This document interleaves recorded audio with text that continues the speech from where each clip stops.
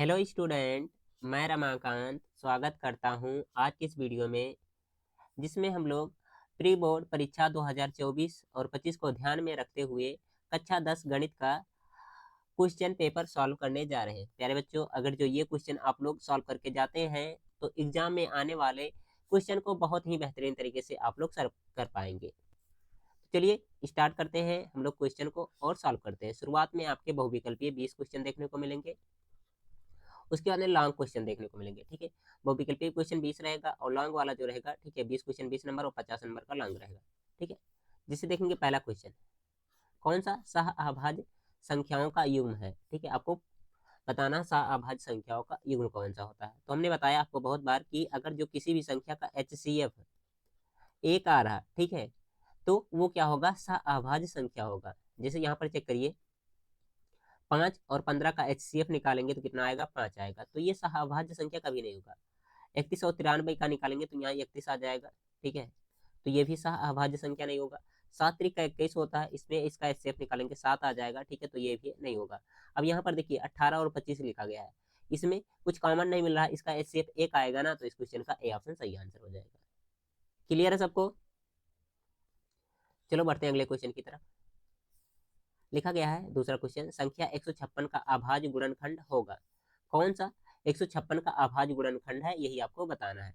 तो इसके लिए क्या करते हैं हम लोग, इस तरह से लाइन खींच करके इसका गुणनखंड कर लेते हैं। ठीक है, आसान तरीका भी बताऊंगा, पहले इस तरीके से आप लोग सीख लो कि ऐसे कैसे करते हैं। ठीक है, 2 से काटेंगे सबसे पहले, 2 से 14 हो जाएगा और कितना हो जाएगा, 2 अट्ठे 16। 2 से फिर से काटेंगे, 2 तिया 6 और कितना हो जाएगा, 2 9 18। 3 से काटेंगे कितना आ जाएगा, 13 तिया 39 हो जाएगा और 13 से काटेंगे 13 एकम 13 हो जाएगा। ठीक है, सबको समझ में आया इतना? यहाँ 13 लिख लीजिए। हाँ, अब देखिएगा, 2 कितनी बार आया है, 2 बार आया है तो 2 का स्क्वायर लिख लेंगे। 3 अकेला है तो 3 को अकेले ही लिख लेंगे। इसके बाद में 13 गुणे में आया है तो 13 लिख लेंगे, यानी कि 2 का स्क्वायर गुणे 3 गुणे 13 इस क्वेश्चन का सही आंसर आ जाएगा। 2 का स्क्वायर गुणे 3 गुणे 13, यहाँ पर देखेंगे बी वाले ऑप्शन में दिया गया, तो इसका बी ऑप्शन सही आंसर हो जाएगा। ओके, क्लियर है?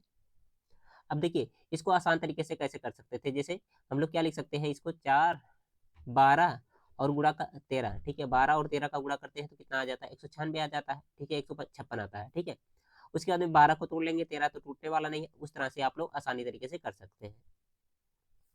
फिलहाल ये भी आसान था, कोई दिक्कत नहीं है इसमें भी। देखिए 3 नंबर क्वेश्चन है, इसमें क्या है, दो संख्याओं का योगफल और अंतर क्रमशः 8 और 2 है, तो संख्याएं होंगी। कौन सी होंगी वो संख्याएं, आपको ये बताना है। देखिए क्रमशः का मतलब जो शुरुआत में दिया गया है वो योगफल हो जाएगा, जो बाद में दिया गया है वो अंतर हो जाएगा। तो इस तरह का क्वेश्चन आप लोग दो चर राशि वाले रेखीय समीकरण पर सॉल्व करते हैं, लेकिन यहाँ पर ऐसा नहीं करेंगे। ठीक है, क्या करेंगे, ऑप्शन से चेक करेंगे। देखिए इन दोनों को जोड़ने पर 8 आ रहा है, 6 और 2 8 आ रहा है, यानी कि ये सही हो सकता है। ठीक है, जोड़ने पर 8 आ रहा है, ये सही हो सकता है। इसको जोड़ेंगे 5 और 3 8 आ रहा है, ये भी तो सही हो सकता है। इनको जोड़ेंगे तो 3 आ रहा है, ठीक है, जोड़ने पर कितना 3 आ रहा है, इस वजह से तो ये तो नहीं सही होगा। यहाँ पर जोड़ेंगे कितना आएगा, ये 7 और 1 कितना आ जा रहा है, यहाँ भी 8 आ जा रहा है, मतलब तीनों में से कोई एक सही होगा। ये डी वाला तो नहीं सही होने वाला। अब कह रहा अंतर कितना है, इसका 2 है, मतलब इसको घटाएंगे बड़े वाले से छोटे वाले को तो कितना आना चाहिए, 2 आना चाहिए। यहाँ घटाने पर 4 मिल रहा है, ये नहीं होगा। यहाँ पर 7 में से 1 घटाएंगे कितना आएगा, 6 आएगा, फिर ये भी नहीं होगा। 5 में से 3 घटाते हैं तो कितना आ जाएगा, 2 आ जाएगा, तो इस क्वेश्चन का बी ऑप्शन सही आंसर हो जाएगा। फिर आगे बढ़ेंगे अगले क्वेश्चन की तरफ। 4 नंबर समीकरण 3x plus 2y equal to 6 y equal to 0 का हल होगा। तो देखेंगे इस तरह के क्वेश्चन में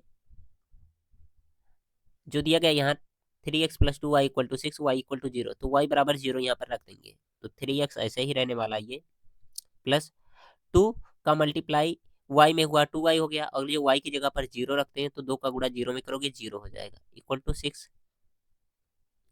अगर जो यहाँ से 3x इक्वल टू निकालना चाहे तो कितना आ जाएगा 6, क्योंकि 0 का मतलब कुछ है ही नहीं, तो x इक्वल टू कितना आ जाएगा 6/3, यानी कि 6/3। जब इसको भाग लगाएंगे तो कितना आएगा, 2 आएगा, यानी कि x का मान कितना आया, 2 आया, y का मान 0 दिया गया है। और हमारे लिखने का तरीका क्या होता है, सबसे पहले हम लोग लिखते हैं x, उसके बाद में लिखते हैं y। x की वैल्यू 2 है तो 2 लिख लेंगे, y की वैल्यू 0 है तो 2 कामा 0। इस क्वेश्चन का जो दिया गया है ए ऑप्शन सही आंसर हो जाएगा। नेक्स्ट क्वेश्चन देखिए, ये लिखा गया है एक्स स्क्वायर माइनस 2x+1 के मूल होंगे। इनके मूल आपको बताने हैं। मूल बताने के लिए क्या करते हैं हम लोग, इनका गुणनखंड करते हैं। ठीक है, तो कर लेते हैं गुणनखंड, देखते हैं कितना होगा। एक्स स्क्वायर ऐसे रहने दीजिए, माइनस एक्स और माइनस एक्स में 2x को तोड़ लीजिए, +1 इक्वल टू 0। कॉमन क्या है यहाँ पर, x कॉमन है तो कितना हो जाएगा, x -1 हो जाएगा। यहाँ से -1 कॉमन कर लेते हैं तो कितना बचेगा, x -1 इक्वल टू कितना हो जाएगा, 0। x -1 फिर से कॉमन दिख रहा तो x -1 फिर से कॉमन कर लेंगे, बचेगा कितना, यहाँ से x और यहाँ से -1, यानी कि x -1 फिर से बच जाएगा। x -1 इक्वल टू 0 दिया गया तो x इक्वल टू कितना आ जाएगा, 1 आ जाएगा। फिर से यहाँ से भी x बराबर सॉल्व करते हैं तो x बराबर कितना आ जाएगा, यहाँ से भी आ जाएगा, यानी कि एक आ रहा है।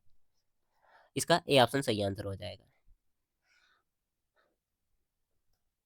इसको देखो, द्विघात समीकरण 3x² + 4x - 5 इक्वल टू 0 का विविधकर है। विविधकर मतलब डी की वैल्यू निकालने के लिए कह रही है। तो डी बराबर b² - 4ac होता है। अब यहाँ से देखिए, शुरुआत में x² के साथ में a होता है, x के साथ में b और c अकेला जो होता है। सबके साथ में साइन लेकर चलेंगे, प्लस वाला का प्लस के साथ में माइनस वाले का माइनस। जैसे 5 के पहले क्या माइनस, तो -5 लिखेंगे हम लोग। वैल्यू पुट करो, 5 की जगह पर कितना, b की जगह पर कितना होने वाला, 4। तो यहाँ रखेंगे हम लोग 4 का स्क्वायर -4। ए की जगह पर कितना आने वाला, 3, और सी की जगह पर कितना होगा, 5 होगा। 4 चौका 16 माइनस यहाँ से कितना हो जाएगा, ये 4 पंचे 20 और 20 तिहाई कितना हो जाएगा, 60 हो जाएगा। ये घटा लो इसको, घटाएंगे तो आंसर नहीं आएगा।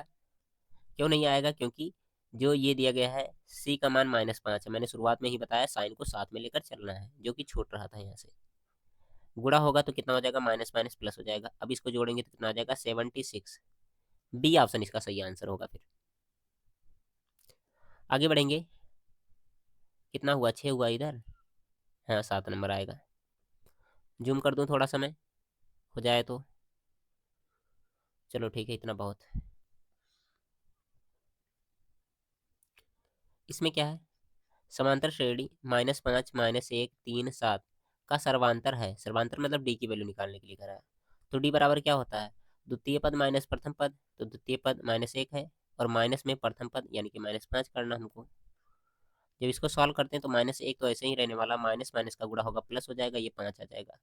जब इसको घटाते हैं तो कितना आ जाएगा, ये आएगा 4। ये ऑप्शन सही आंसर हो जाएगा। 8वां क्वेश्चन देखते हैं हम लोग।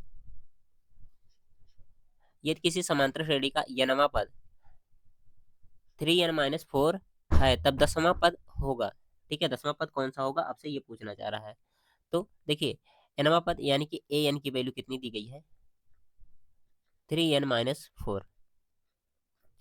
अब 10वां पद कह रहा तो n की जगह पर क्या करेंगे, यस 10 निकालेंगे, यानी कि n की जगह पर 10 रख रहे हैं तो कितना हो जाएगा, 3 गुणे 10 और माइनस में 4। जब इसको सॉल्व करते हैं तो कितना हो जाएगा, 10 या 30 हो जाएगा ये, और माइनस में 4 घटाने पर कितना आएगा, 26। इस क्वेश्चन का डी ऑप्शन सही आंसर हो जाएगा। आप लोग इसका 5वां पद निकाल करके कमेंट बॉक्स में बताइएगा, ठीक है, कि कौन सा इसका 5वां पद होगा। नाम के साथ में सभी बच्चे बताइएगा, क्योंकि मैं सबका कमेंट पढ़ता रहता हूँ, देखता रहता हूँ कि कौन बच्चा आंसर कर रहा है और कौन बच्चा पढ़ाई को लेकर के कितना सीरियस है। ठीक है, तो आंसर बताइएगा 5वां पद इसी का क्या होगा। इस क्वेश्चन को देखिए, इसका ऑप्शन नीचे दिख रहा है, नीचे ऑप्शन हम लोग बाद में देख लेंगे, पहले क्वेश्चन देखते हैं। चित्र में A B equal to 3 centimetre, A B 3 centimetre, चलो ठीक है। A C 6 centimetre, B D मतलब यहाँ से यहाँ तक का दिया गया है 2 सेंटीमीटर, सी डी 4 सेंटीमीटर है, बी ए डी मतलब ये वाला कोण, और कौन सा, सी ए डी मतलब ये वाला कोण। इन दोनों का अनुपात क्या होगा, आपसे ये पूछना चाह रहे हैं ये।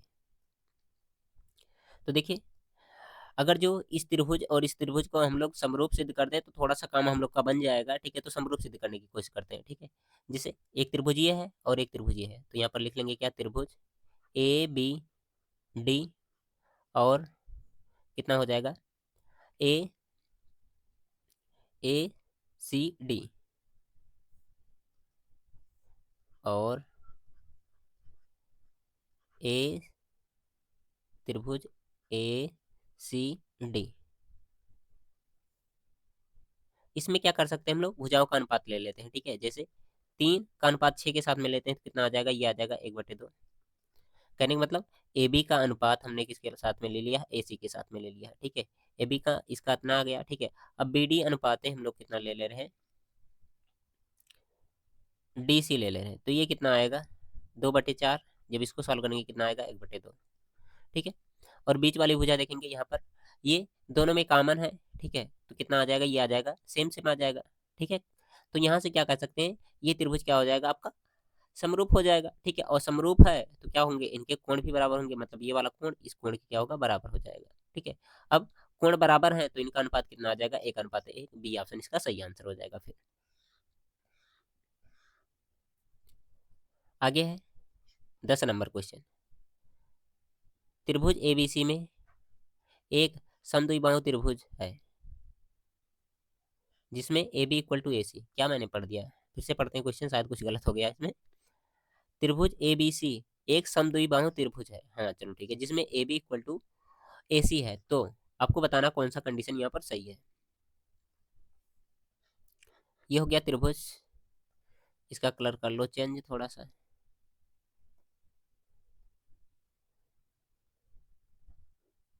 ठीक है, इसमें कहा गया AB, यहाँ पर मैं कर दे रहा हूँ C, यहाँ पर AB बराबर किसके, AC के है। ठीक है, तो आपको बताना कंडीशन कौन सा सही होगा। देखिए, अगर जो दो भुजाएं बराबर है तो इसके सामने के कोण, इसके सामने कौन आ रहा है, ये वाला कोण आ रहा है, और इसके सामने कौन आ रहा है, ये वाला कोण आ रहा है। ठीक है, तो ये दोनों कोण आपस में बराबर होते हैं, यानी कि B और C क्या होंगे, आपस में बराबर होंगे। B बड़ा है C से, नहीं। B छोटा है C से, नहीं। ठीक है, क्या है, B बराबर है C के। ठीक है, इसका C ऑप्शन सही आंसर होगा। फिर देखिए, इसको यहाँ पर बिंदु दिए गए हैं। ठीक है, इनके बीच की दूरी निकालने के लिए कह रहा है, तो दूरी निकालते हैं। चलिए, छोटा मैं इसको करूँ थोड़ा सा। दूरी का फार्मूला क्या होता है, अंडर रूट में x2 - x1 का whole square plus y2 - y1 का होल स्क्वायर, ये तो होता है। रखते हैं सारी वैल्यू। देखिए, इसको मान ले रहा हूँ x1 y1 x2 y2, कितना हो जाएगा, यहाँ से हो जाएगा 5 माइनस x1 की जगह पर -1 और माइनस माइनस प्लस 1 हो जाएगा, ये इसका स्क्वायर प्लस y2 - y1 यानी कि 2 माइनस और माइनस माइनस कितना, प्लस 3, इसका स्क्वायर। 5 और 1 कितना हो जाएगा, 6, और 6 का स्क्वायर कितना, 36, प्लस 3 और 2 5 हो जाएगा, 5 का स्क्वायर कितना हो जाएगा, 25 हो जाएगा। इसको सॉल्व करते कितना हो जाएगा, 6 5 11 का एक कैरी हो जाएगा, उसके अंदर कितना हो जाएगा, 3 3 6 हो जाएगा। ये अंडर रूट में कितना आ रहा है, 61 दिया गया है ए ऑप्शन में, तो ए ऑप्शन सही आंसर हो जाएगा फिर इसका। देखिए 13 नंबर क्वेश्चन कह रहा 10 सेंटीमीटर त्रिज्या वाले एक वृत्त के बिंदु P पर स्पर्श रेखा PQ केंद्र O से जाने वाली रेखा से एक बिंदु Q पर इस प्रकार मिलती है कि OQ = 12 सेंटीमीटर, तो PQ की लेंथ आपको बतानी है। ठीक है, तो इसके लिए आपको त्रिभुज बनाना पड़ेगा, त्रिभुज में वृत्त बनाना पड़ेगा। ये मान लेते एक वृत्त है,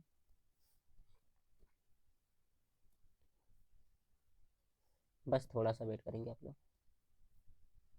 हाँ, ये वृत्त हो गया, इसका केंद्र क्या है, O है, और इस पर स्पर्श बिंदु दिया गया है ना P, तो यहाँ पर मैं लिख दे रहा हूँ P है। इसके बाद में क्या कह रहा है, इस पे स्पर्श रेखा PQ है। ठीक है, तो स्पर्श रेखा हमने खींच लिया PQ, यहाँ पर हो गया Q। ओके, OQ की लेंथ जो दी गई है यहाँ से यहाँ तक बनाएंगे हम लोग, ये दिया गया 12। PQ की लेंथ आपको बतानी है, PQ मतलब ये वाली लेंथ आपको बतानी है, x मान लो, यहाँ से यहाँ तक का डिस्टेंस त्रिज्या दिया गया है 8-10 सेंटीमीटर दिया गया है।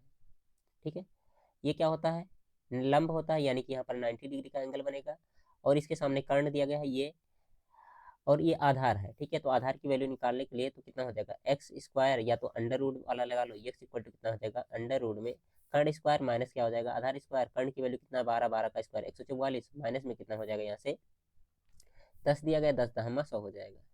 जब इसको सॉल्व करते हैं तो कितना आ जाएगा, ये आ जाएगा अंडर रूट में 44 और 44 को अगर जो बाहर निकालना चाहे तो कितना आ जाएगा, ये हो जाएगा 2√11। तो इसका सी ऑप्शन सही आंसर होगा। छोटे में मैंने किया, आप लोग समझ सकते हैं, कोई दिक्कत नहीं होना चाहिए। यदि दो घनों जिनमें प्रत्येक का आयतन 8 सेंटीमीटर क्यूब है के संलग्न फलकों को एक सिरे से दूसरे सिरे को जोड़ दिया जाता है तो इससे प्राप्त घनाभ का पृष्ठीय क्षेत्रफल आपको बताना है। ठीक है, घन का आयतन जो दिया गया 8 सेंटीमीटर क्यूब दिया गया है, ये आयतन। और घन का आयतन क्या होता है, भुजा का क्यूब होता है, यानी कि एक्स का क्यूब। अगर जो भुजा निकालना हो तो एक्स बराबर कितना आ जाएगा, 2 आ जाएगा। ठीक है, जब इससे मिलाएंगे तो इसकी लेंथ जो होगी 2 और 2 जोड़ करके 4 हो जाता है। ठीक है, बाकी विड्थ सेम सेम रहने वाली होती है और हाइट जो होती है इसकी सेम सेम रहती है। ठीक है, क्योंकि दोनों को मिलाएंगे, एक तो ये और दूसरा वाला ये। ठीक है, तो चौड़ाई ऊंचाई में कोई चेंज नहीं होती, लेकिन लंबाई ये बढ़ जाती है। ठीक है, कितना, दोनों को मिला करके। बाकी फार्मूला लगाएंगे 2LV प्लस V क्या होता है, VH प्लस में क्या होता है, HL होता है। यल क्या हो जाएगा, लेंथ मल्टीप्लाई विड्थ कितना दिया गया है, 2 दिया गया है, प्लस में विड्थ कितना दिया गया है, 2, और कितना हो जाएगा, गुणे में 2, प्लस में यहाँ से हो जाएगा 2 गुणे 4 हो जाएगा। मैंने डायरेक्ट लिख लिया, आप लोग यहाँ से देखते रखते रहिए। ठीक है, 2 यहाँ पर, 4 दूना 8, 2 दूना 4, और कितना हो जाएगा, ये 4 दूना 8 हो जाएगा, 8 8 16, और 16 4 20, और 20 दूना कितना हो जाएगा, ये हो जाएगा 40। सी ऑप्शन इसका फिर सही आंसर होगा। आगे 15 नंबर क्वेश्चन की तरफ बढ़ो। देखो 15 नंबर क्वेश्चन क्या है। यदि 14 सेंटीमीटर त्रिज्या के एक वृत्त के त्रिज्यखंड का क्षेत्रफल इतना दिया गया तो थीटा का मान कितना होगा, आपको थीटा कोण क्या होता है आपको बताना है त्रिज्यखंड का। तो फार्मूला क्या होता है, क्षेत्रफल इक्वल टू थीटा बटे 360 पाई आर स्क्वायर, ये तो होता है। क्षेत्रफल कितना दिया गया है, 154, इक्वल टू थीटा की वैल्यू निकालनी है, रहने तो 360 यहाँ पर लिख लो, मल्टीप्लाई में आर की वैल्यू कितनी दी गई, त्रिज्या देगा 14, तो ये हो जाएगा 14, गुणे कितना हो जाएगा 14। ठीक है, पाई का मान छूट रह गया, पाई का मान 22/7, शुरुआत में भूल गए तो बाद में मैं लिख दे रहा हूँ यहाँ पर। ठीक है, 7 से काटेंगे, ये कितना हो जाएगा, 7 दूना 14, ये कट जाएगा। बाकी सबको सॉल्व कर लो, जिससे 360 इधर आ जाएगा। ठीक है, या फिर काट लो इसको, 2 से काटेंगे कितना हो जाएगा, ये हो जाएगा 18 दूना 36, यानी कि 80 हो जाएगा। और काटना चाहें तो कितना हो जाएगा, 2 से काटेंगे 7 बार में ये कटेगा, और 2 कितना हो जाएगा, ये हो जाएगा 90। 90 का इसमें गुणा होगा, 7 से इसमें डिवाइड होगा, यानी कि कितना हो जाएगा 154 बटे में 7, और गुणे में कितना 360 ऊपर होगा, 360 नहीं 90 है जी, ये 90 इक्वल टू 22 कटा नहीं था क्या, 22 नहीं कटा तो नीचे आ जाएगा ये, और थीटा के बराबर चलेगा ये।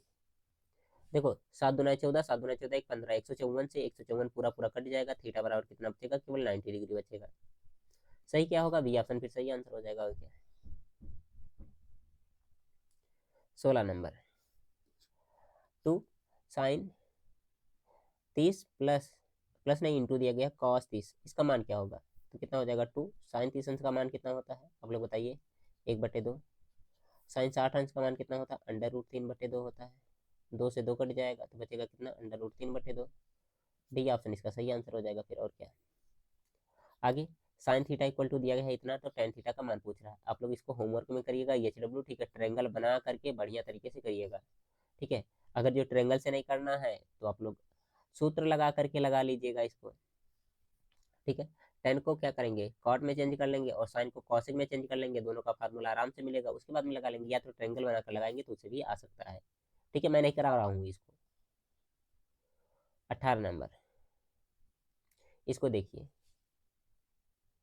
क्वेश्चन अच्छा है, एनसीईआरटी का है, बहुत अच्छे तरीके से करेंगे हम लोग।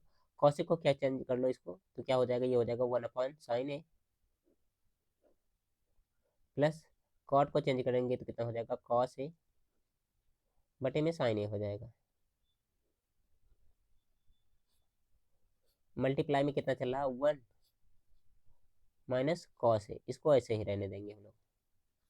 अगर जो इसको सॉल्व करते हैं तो ऊपर कितना हो जाएगा 1 + cos A और 1 - cos A, जब दोनों का गुणा होगा तो कितना हो जाएगा 1 स्क्वायर, 1 का स्क्वायर 1 ही हो जाएगा, और माइनस में कितना हो जाएगा cos स्क्वायर A हो जाएगा। और नीचे कितना होने वाला, साइन साइन बराबर चल रहा तो केवल साइन हो जाएगा, ये 1 - cos स्क्वायर इक्वल टू कितना होता है, साइन स्क्वायर A होता है, और नीचे कितना चल रहा है, साइन A चल रहा है। एक साइन से स्क्वायर वाला कट जाएगा तो बचेगा केवल साइन A। साइन ए दिया गया है डी ऑप्शन में, तो इसका डी ऑप्शन सही आंसर हो जाएगा। 19 नंबर क्वेश्चन, इसको देखेंगे 1 माइनस टेन स्क्वायर ए 1 माइनस कॉट स्क्वायर ए, इसका मान कितना होगा आपसे पूछना चाह रहा है। अच्छा क्वेश्चन है, करते हैं, देखते हैं। तो इसके लिए या तो साइन कॉस में चेंज कर लो, या टेन में किसी एक को चेंज कर लो, या तो कॉट में किसी एक को चेंज कर लो। ठीक है, दोनों मेथड आराम से आ जाएंगे। किसमें करते हैं हम लोग? साइन कॉस में, चलो किसी में करते हैं। 1 माइनस टेन स्क्वायर ए ऐसे रहने तो कॉट को चेंज कर लेते हैं टेन में। 1 माइनस कितना हो जाएगा यहाँ से 1 अपॉन टेन स्क्वायर ए, इसका इसमें गुणा होगा तो कितना हो जाएगा 1 माइनस टेन स्क्वायर ए, और यहाँ से टेन स्क्वायर ए माइनस 1, और बटे में कितना हो जाएगा टेन ए हो जाएगा। ठीक है, टेन स्क्वायर ए। ठीक है, ऊपर से -1 कॉमन कर लो, या तो बीच वाले से कॉमन कर लो, किसी एक से कॉमन करना होगा, ये उल्टा हो जाएगा, कुछ इस तरह से हो जाएगा। -1 ऊपर वाले से कॉमन करते हैं तो कितना हो जाएगा 1 माइनस में हो जाएगा, और प्लस में कितना हो जाएगा टेन स्क्वायर ए, और इसके नीचे जो दिया गया है ये लिखा गया है टेन स्क्वायर ए माइनस में 1, और ये थर्ड वाला जो पार्ट दिया गया है ये ऊपर हो जाएगा, इस तरह से टेन स्क्वायर ए हो जाएगा। ठीक है, ये एकदम रोटेट हो जाते हैं, ऐसे दिया गया है ना इधर से, तो ये उल्टा हो जाता है जब बीच वाला ये रहता है। ठीक है, अब यहाँ से क्या हो जाएगा, ये दोनों आपस में कट जाएंगे तो कितना आ जाएगा, ये आ जाएगा माइनस में टेन स्क्वायर ए। बी ऑप्शन इसका सही आंसर होगा। देखेंगे इस क्वेश्चन को, इसमें क्या कह रहा है, यदि एक घटना की प्रायिकता पी है तो इसके पूरा घटना की प्रायिकता होगी, कितनी होगी आपसे ये पूछ रहा, तो कितना हो जाएगा 1 माइनस पी हो जाएगा। ओके, आगे खंड बा स्टार्ट हो रहा है, जिसमें लॉन्ग क्वेश्चन आपको देखने को मिलेंगे। पहला क्वेश्चन है, सिद्ध कीजिए कि 2 प्लस √3 एक अपरिमेय संख्या है, वह द्विघात बहुपद ज्ञात कीजिए जिसके शून्यांक इतने और इतने दिए गए हैं। ठीक है, तो फार्मूला पर आराम से रखेंगे, आराम से बना सकते, कोई दिक्कत नहीं है। खैर, सूत्र की सहायता से समीकरण जो दिया गया इसको हल कीजिए, मतलब द्विघात समीकरण है, इसको सीधी धारा 4 सूत्र लगा करके सॉल्व करना, आपको गुणनखंड करना है और कुछ नहीं। कह रहा समांतर श्रेणी 3 18 13 18 का कौन सा पद 78 है, ये आपको पूछ रहा है इसमें। हाँ, क्वेश्चन में यहाँ थोड़ा सा एरर है, सही कर लीजिएगा, नहीं तो कहेंगे ये कैसे हो रहा, 3 के बाद में 18 फिर से 13 फिर से 18, ये 8 है। ठीक है, देखेंगे, चेक करेंगे, यहाँ पर 5 का डिफरेंस चल रहा है, यहाँ पर भी 5 का डिफरेंस चल रहा है, यहाँ पर भी 5 का डिफरेंस चल रहा है। ठीक है, 3 5 8 8 5 13 13 5 18, अब समांतर श्रेणी में हो गए, यहाँ पर एक नहीं रहेगा।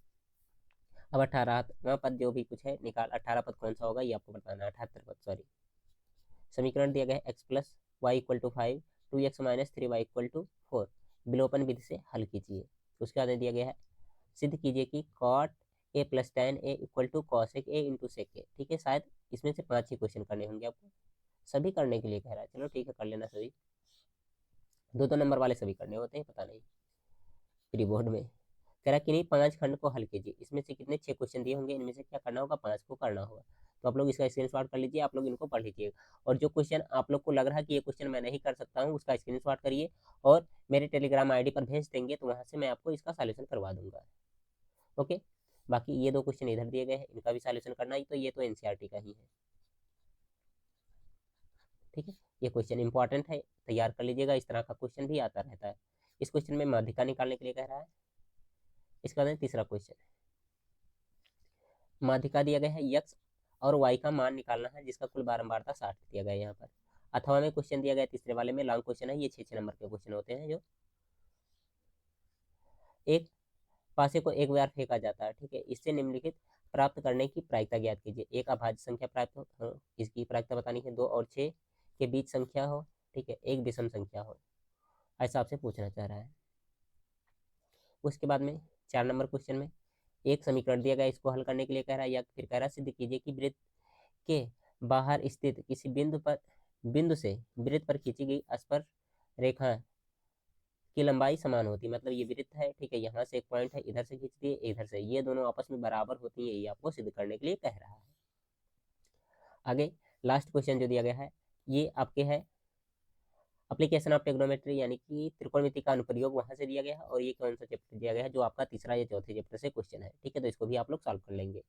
तो इस तरह से आपके पूरे क्वेश्चन पेपर को मैंने दिखा दिया। आई होप आपने एकदम बढ़िया तरीके से देखा होगा। इसका सॉल्यूशन भी आप लोग कर लेंगे। अगर जो आज का क्लास अच्छा लगा तो लाइक करिएगा, शेयर करिएगा। इसके बाद में कौन से क्वेश्चन पेपर का सॉल्यूशन करना चाहते हैं या कौन सा टॉपिक पढ़ना चाहते हैं कमेंट बॉक्स में जरूर बताइएगा। क्लास अच्छी लगी है लाइक करिए, शेयर करिए। बाय बाय प्यारे बच्चों।